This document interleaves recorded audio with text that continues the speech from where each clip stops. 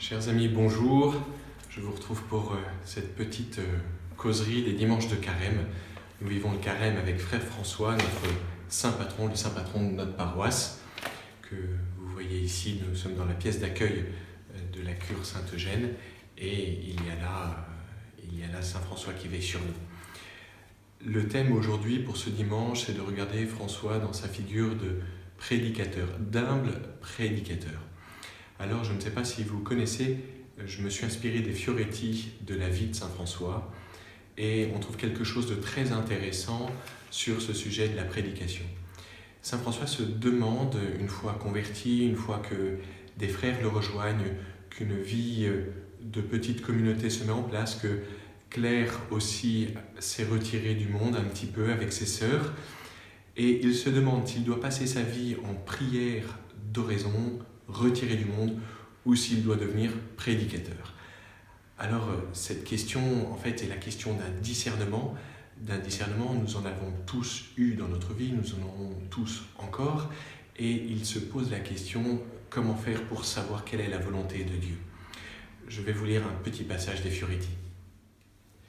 Il désirait beaucoup connaître sur ce point la volonté de Dieu, et parce que l'humilité qui était en lui ne lui permettait de se fier ni à lui-même, ni à ses prières, il eut la pensée de rechercher la volonté divine au moyen des prières des autres.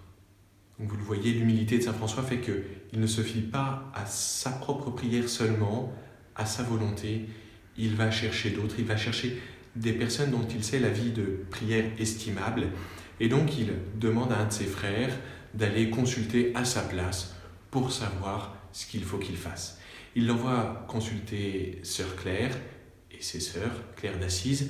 Il envoie aussi consulter un autre frère, frère Sylvestre, qu'il estimait pour sa vie pieuse, sa vie de sainteté. Et donc François laisse faire. Le frère revient, et une fois que le frère est revenu, il va lui demander quelle est cette volonté. Je vous lis encore un autre passage. « Qu'est-ce que mon Seigneur Jésus-Christ ordonne que je fasse ?» demande frère François. Le frère lui répondit que, tant à frère Sylvestre qu'à sœur Claire et à ses sœurs, le Christ avait répondu et révélé ceci. « Sa volonté est que tu ailles prêcher au monde, car il ne t'a pas élu pour toi seul, mais aussi pour le salut des autres. » Voilà, mes amis, François d'Assise découvre que sa vocation n'est pas que pour lui, qu'elle est pour être envoyée au monde entier, et il fait confiance en cela à un discernement beaucoup plus large que lui-même. C'est le discernement que l'Église utilise à chaque fois qu'elle a des grandes décisions à prendre. On prie à plusieurs, on pose la question devant Dieu dans la prière, chacun réfléchit et on essaye de trouver quelle est la volonté de Dieu à travers tout cela. Nous voyons que dans sa volonté de devenir prédicateur, François s'en remet au discernement de finalement toute l'Église. Et chacun d'entre nous, dans nos missions, en paroisse, et puis dans notre témoignage dans le monde, c'est un peu ce que nous avons fait, ce que nous faisons. Je voudrais faire un lien aussi avec l'évangile de ce deuxième dimanche de carême. Nous avons Jésus qui est sur la montagne avec Pierre, Jacques et Jean.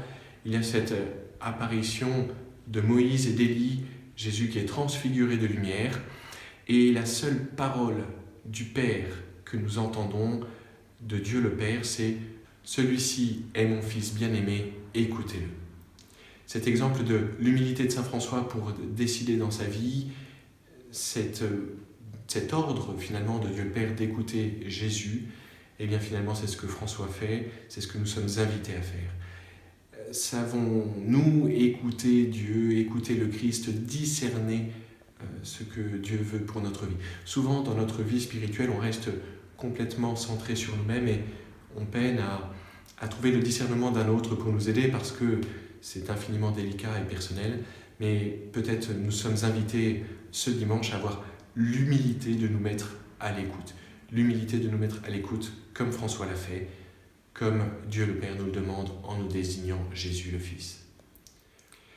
Je vous souhaite un bon dimanche, un bon deuxième dimanche de carême et une bonne deuxième semaine de carême, ce chemin vers Pâques avec frère François, dans l'humilité de l'écoute pour pouvoir témoigner au monde.